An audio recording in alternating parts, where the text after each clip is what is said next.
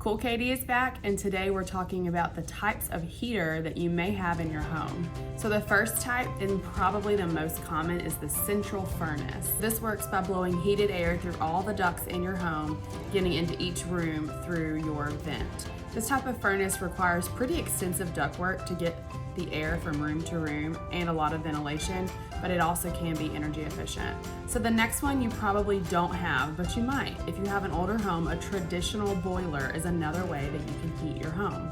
The boiler passes water through the radiators, heating it up, and it heats each room individually.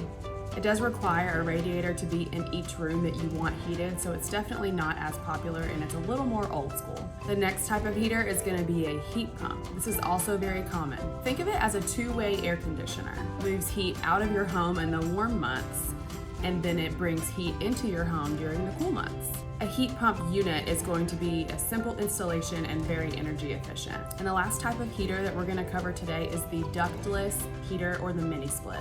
So a ductless heater is just like what it sounds. It is a heater that doesn't require ductwork.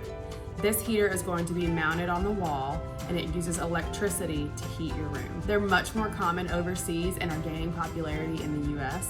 They are quiet, mounted with an outdoor wall compressor, and are good for someone who wants an energy efficient upgrade to their traditional heater or furnace without having to redo all of the ductwork. So these are the types of common heaters that are going to be warming your home through these cold winter months.